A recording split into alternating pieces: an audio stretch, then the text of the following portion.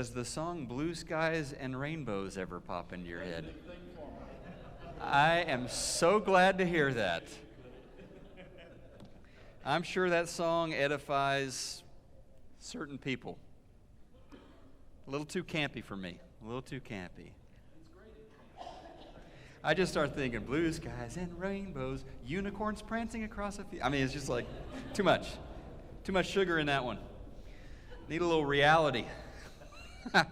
Last week we started in the book of Ruth, and I originally debated, we were batting this around in the office, maybe doing just 1 week on Ruth. And I thought, nah, this story is really, I don't know if there's a lot going on, but there's a lot to say about this. So we're going to do a lot of reading here in a few minutes and basically just read chapter 2 tonight. But as we saw last week, the book starts out placing this in the time of the judges, right there at the beginning, in the time of the judges. So pointing us to the zeitgeist of the age, which we studied the judges for months, and we saw those weren't great times for Israel. Really, any metric you would want to use, and I won't list, just not good times. Not a spiritual mountaintop for Israel during those times. Brutality, immorality, idolatry, according to the final verse of the book of Judges, a time when people did as they saw fit. Everybody called their own shots, made up their own rules to ethics, to morality. And yet, in the book of Judges, we finished the series, we saw God do some pretty amazing things.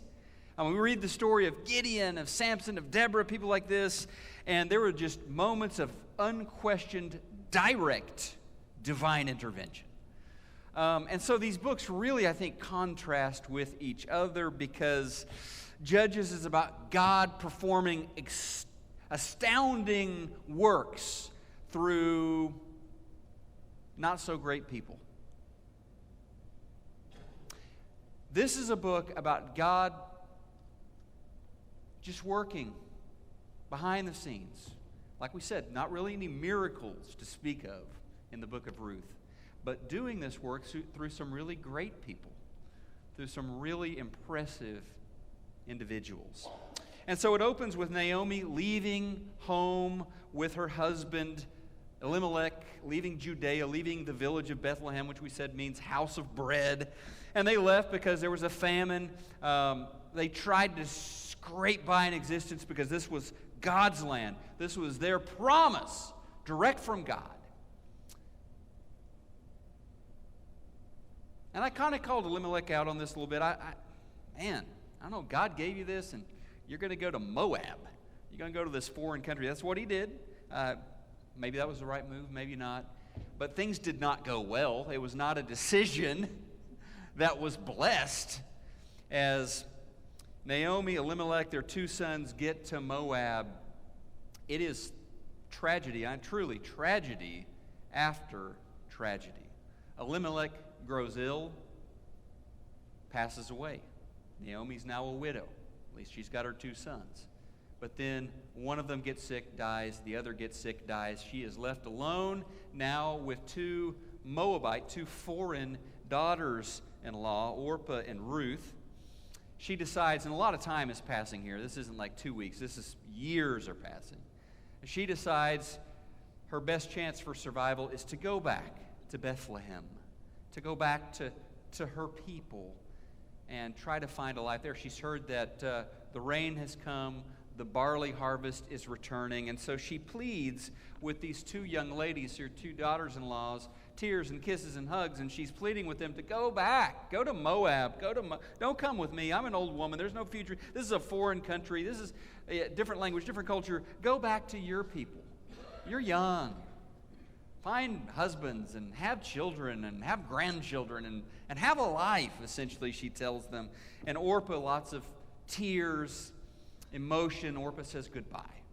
They part ways. But Ruth will not turn loose of her mother-in-law. She declares in that passage in Ruth 1 that's actually shared in weddings sometimes, I'll go with you wherever you go. Your people will be my people. Your God will be my people. Where you die, I will be buried there too. Powerful words of commitment, of friendship, more than mother-in-law, daughter-in-law. This is a deep, spiritual connection, a friendship that these two women have. And so they go to Judea. They arrive in Bethlehem. Everybody is excited to see Naomi again and meet her daughter-in-law, Ruth. And so this journey continues on a literal level. They travel together, but deeper. They're doing the life journey together. And so before we get back into the story, in chapter 2 tonight, the barley harvest has once again returned to Judea. Spring is kind of blooming in the story and everything. Before we get back to that, let's just talk a little bit about friendship. I think it's good to kind of stop and look at these two women and just kind of pull out, what does this look like to have a deep friendship? And the first thing would be kind of the most obvious one, would be companionship. I mean, if you have a friend, you will spend time together, do things together, make plans together, maybe travel together, but in a deeper sense, journey together through whatever life throws at you. And so Ruth and Naomi, they move from one nation to another nation together. Ruth and Naomi, they experience famine and hardship together. They mourn the loss of some people dear to them together. And they celebrate new hope. As we roll into chapter 2 tonight, they celebrate new hope together. And so there is this persistent companionship that's part of a good friendship, and it's this durability that you have. And typically we imagine friends having either, generally, typically they're kind of in the same age range. Typically we think they have common interests, and I don't know that either of these things, they were not at the same age range. Ruth and Naomi were very different ages. Ruth is young, Naomi is older. I don't know if they had different, common things that they enjoyed doing, but they were not women you would expect to find as friends, okay? Different backgrounds, different nationalities. I imagine Ruth spoke with a little accent when she was learning her Hebrew and everything. And throughout the story, they're together because there's something more going on than just, we like to do this together or do that together. The other thing beyond companionship, going a little deeper, would be authenticity, which is probably a word that's it is a word that's overused, but it fits here. I mean, it fits. Authenticity. And what we're saying is, you don't need to be open and vulnerable with everybody in your life. In fact, you should be open and vulnerable with everybody, but there needs to be somebody, a person that God puts in your life, or two, maybe three, that you can do that with, where you can be your true self, where you don't have to maintain an image, impress them all of the time, and it is a blessing to have one of these people. More than that, that's an embarrassment of riches. So a deep friendship like Naomi and Ruth's, you can be yourself. You're not impressing. You're not wasting energy to pretend that you are someone else. And Naomi, you see that beginning to end in the story. Naomi and Ruth are very honest with each other. I mean, Naomi is a truth teller with Ruth. I'm too old. Don't come with me. I mean, your life is not with me. You're a young woman. I'm never going to get married. I'm not going to have sons that you could marry someday, Ruth. I mean, who are we kidding here? She shares with Ruth, in chapter 1, she says, God has made my life bitter. I mean, she's being very honest with Ruth. She shares, God has brought misfortune on me. And Naomi just constantly is opening up her heart with Ruth, and Ruth to Naomi, telling each other the truth about how they see things, about how they feel, right or wrong, they're sharing. And we need that. We need people like that in our lives, who we can be open, we can be transparent, we can just be honest with. The next one, I'm going to call this reciprocity, which is a fancy word, but it just means a real deep friendship has to go both ways. It can't be a one-sided affair. I mean, you can have great relationships that are one-sided, kind of with your 2-year-old grandchildren or whatever. That's great, but a friendship, a deep friendship, has reciprocity mutuality. There are unequal relationships that we have at work, or acquaintances, or family relationships, or things like that, where one person gives more than the other. One person is always making that phone call. One person is always remembering the birthday and sending the card. One person is the one who's always texting to ask how you are. One person's always picking up the bill at the restaurant or whatever. And the other person is a little less involved. One is always the one asking, hey, let's go out to coffee. There's nothing wrong with that. But I would suggest that's not the kind of deep friendship these two ladies shared. Naomi is older and wiser. She has a lot more experience, but she decides to do life with Ruth, to do it together with Ruth. She speaks into Ruth's life. Ruth speaks into her life. She is not Ruth's therapist. She is not Ruth's mentor, although she gives a lot of good advice to Ruth. She's her friend. And so they each give and they each receive. And in a deep friendship, that's the way it should be. Sometimes your tank is empty and you need your friend to come along and pour in and lift you up and build you up. And other times in the ebb and flow of life, that switches around. You're there for the other person. You've probably heard how, a flock of birds, when they're flying a great distance, they take turns at the point because it takes more work to be in the point, and there's nobody to draft behind. And so one of them will run point, and then 20 minutes later move back to the back where they can kind of draft. And in friendship, that's the way it works. Sometimes you're the strong one. Sometimes you need for them to be the strong one. Acceptance. In a life-giving friendship, you are free to share your feelings, your opinions, your truths with each other without fear. Without fear. You're going to be honest. You can debate things. You can talk back and forth, but you're not afraid of losing the friend there because you can be honest, and you know that. And Ruth and Naomi, they are honest with each other when they're struggling. They're honest with each other when they aren't at their best, when they aren't at their strongest.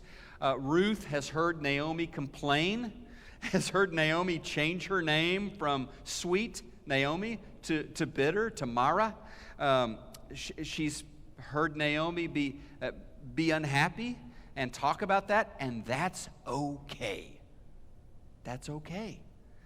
And so is there somebody that you have that you can share with and not be jumped on, that you can talk about your hurts, that you can talk about betrayals, you can talk about your weaknesses, that you can share the unflattering stuff, and they're still going to be there for you. They're still going to take your calls, still going to answer your text. Acceptance, that's a foundation for a deep Christian friendship. And then faithfulness. We got to get to this, because a common denominator in this story is they have faith in God. Both of them have faith in God. And that's obviously, if you're looking for a godly friend, it's a person of faith, and a person who will listen, who will support, yes, and who will have intentionality, trying to shape and steer you into the image of Christ. And you're going to do that for them, and they're going to do that for you because you want what's best. You want more Jesus for that person. And so they're pouring into your life spiritually. If they're draining you, by the way, if they're draining you spiritually, if you're around this person and you always feel like your faith gets a little weaker when you spend a lot of time together, not a godly friend. Maybe a friend, maybe someone you need to spend, but not a godly friend, right? Ruth grew up pagan, grew up in Moab, and Moabites worshipped all sorts of false gods. But her friendship with Naomi transformed into this deeper friendship when Ruth said, I'm going to worship your God. I'm going to follow your God. I want to get to know Yahweh. And so you have this proclamation, your God will be my God. So now back to the story. Naomi and Ruth, they get back to Bethlehem, and this phrase at the end of chapter 1, beginning of chapter 2, about there was barley in the fields again, it suggests that the tide has turned, the famine has passed, and I think at a deeper level, the life famine has passed. And the story for Naomi and Ruth is about to turn. So, things are getting back to normal around Judea. Grain is sprouting up in the fields. Chapter 2, we'll start in verse 2. One day, Ruth, the Moabite, and I love how the Bible constantly reminds us she's a foreigner, she's a Moabite. This is going to be important later on. One day, Ruth, the Moabite, said to Naomi, "Let me go out into the harvest fields to pick up stalks of grain left behind by anyone who is kind enough to let me do it." Naomi replied, "All right, my daughter, go ahead." So Ruth went out to gather grain behind the harvester. So imagine the harvesters moving as a team through the field, and she is straggling behind. There might have been some other stragglers as well. As it happened, she found herself working in a field that belonged to Boaz, a relative of her father-in-law, Elimelech.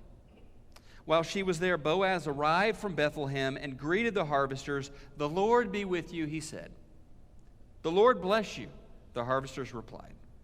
Then Boaz asked his foreman, who's that young woman over there? Who does she belong to? The foreman replied, "She is the young woman from Moab who has come back with Naomi. She asked me this morning if she could gather grain behind the harvester. She has been hard at work ever since, except for a few minutes' rest in the shelter." Boaz went over and said to Ruth, "Listen, my daughter." Probably an age difference in this relationship if you pay attention to the text. "Listen, my daughter, stay right here with us when you gather grain. Don't go to any other fields. Stay right behind the young women working in my field. See which part of the field they are harvesting, and then follow them. I have warned the young men not to treat you roughly. And when you are thirsty, help yourself to the water they have drawn from the well." Ruth fell at his feet and thanked him warmly.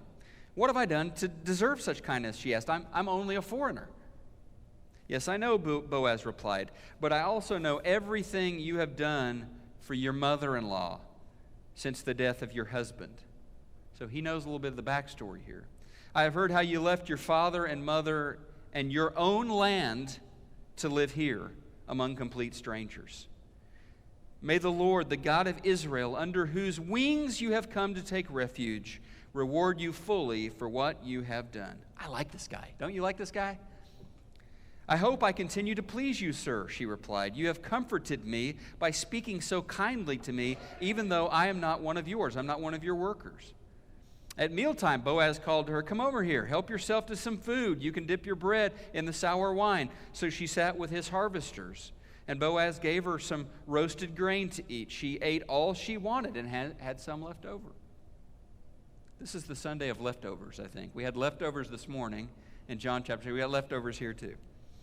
When Ruth went back home to work again, Boaz ordered his young men, "Let her gather grain right among the sheaves without stopping her." So now she's moving up where the harvesters are working. She's getting a kind of a battlefield promotion here.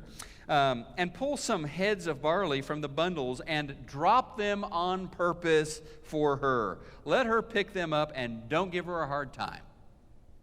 So Ruth gathered barley there all day, and when she beat out the grain that evening, it filled an entire basket. She carried it back into town and showed it to her mother-in-law. Ruth also gave her the roasted grain that was left over from the meal. "Where'd you gather all this grain today?" Naomi asked. "Where did you work? May the Lord bless the one who helped you." So Ruth told her mother-in-law about the man in whose field she had worked. She said, "The man I worked with today is named Boaz." "May the Lord bless him," Naomi told her daughter-in-law. "He is showing his kindness to you as well as to your dead husband. That man is one of our closest relatives, one of our family redeemers." We'll talk about that in a little bit. Then Ruth said, "What's more, Boaz even told me to come back and stay with his harvesters until the entire harvest is completed, so I can just keep going back and filling up my basket with grain." "Good," Naomi explained. "Do as he said, my daughter. Stay with his young women right through the whole harvest. You might be harassed in other fields, but you will be safe with him." So Ruth worked alongside the women in Boaz's fields, gathered grain with them until the end of the barley harvest. Then she continued working with them through the wheat harvest in early summer, and all the while she lived with her mother-in-law. So here they are in Bethlehem. Neither of them have husbands. Importantly for Naomi, she has no heir. There is no one to carry on Elimelech's family name. There is no one to possess the land that should be theirs, but at least she is back home, and so there is hope again in the story. Ruth heads into the local barley fields to glean, to gather the leftovers that the harvesters kind of leave behind. They weren't picking everything totally clean. There was some waste, there was some surplus, and in this story, Boaz is going to make sure there's a little intentional surplus, a little extra that's left behind his harvesters. And more than this, I just want to point out, this is not a big point to make tonight, but I would just say God has always had a heart for the poor. Old Testament, New Testament. In fact, in the book of Leviticus, God actually built into the law of Moses this idea of gleaning, of allowing the destitute to come and take a little bit from your field. You know, don't harvest everything, because there are some poor people that could use some of that wheat, some of that barley, some of those grapes. And so God has built that into the law, that the poor will have a way, kind of a, social program or something built in there where they're going to be taken care of. And so Ruth ends up doing this in this field owned by this man, Boaz. He's got fields, he's got harvesters, he's got other servants around. He's loaded, okay? He is a wealthy man in the town of Bethlehem. So Ruth kind of trails behind and picks up what the bits and pieces that are left behind. And Boaz is taking notice, who is this lady, this young woman, and he's told by his foreman, she's a foreign girl, she's a Moabite woman living with Naomi. And then he goes and he talks to her, and he promises her protection. This is a chauvinistic age. I mean, this was not necessarily the safest place for a young single woman to be, and he assures her, you will be safe here on my property. You are welcome here. In fact, drink from my workers' water supply. You're going to get to eat some of the food that I provide for my workers. And Ruth thanks him, and things are beginning to blossom in a lot of different ways in the story. Now, Boaz offers her food. He's got a seat at his table that would normally be reserved for one of his paid employees. Beggars weren't treated like this, right?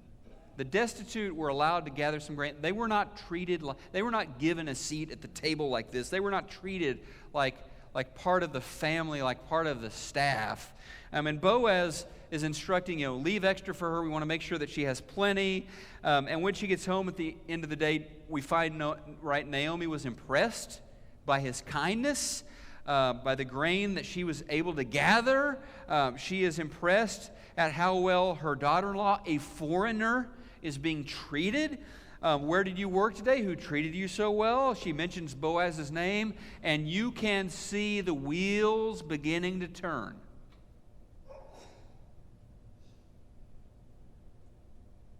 Naomi calls it, he's a kinsman redeemer. He's one of our closest relatives. In other words, when you lose a husband, and a kinsman redeemer is the one who would normally marry that widow. So there's a connection here. Boaz is not just some guy. If they were to marry, Boaz and Ruth, their son would become this heir that Naomi has always wanted for her land, for her possession. Naomi at this point, she doesn't tell she doesn't tell Ruth at this point, go back there, put the moves on Boaz, turn the magic on this guy. She's going to talk about what Ruth needs to do later in chapter 3, but she's not doing that here. She just encourages Ruth to keep going back. Keep going back. There's something happening here. No need to go to other fields. No need to try to grab extra grain somewhere, and just keep going back. Keep making contact with Boaz. And I don't think she's getting sneaky here at all. I don't think she's trying to work under the table to hook these two up or anything like that. She would love, yes, she would love for that to happen. I think it is more accurate to say Naomi perceives that God is at work. Naomi is a spiritual woman, a wise woman. She can tell God is up to something. So let's not leave. Let's not go over here. Let's stay right here where we see God at work. She has this gift, I think, of seeing, and some people have this, of seeing God at work in the mundane details of life.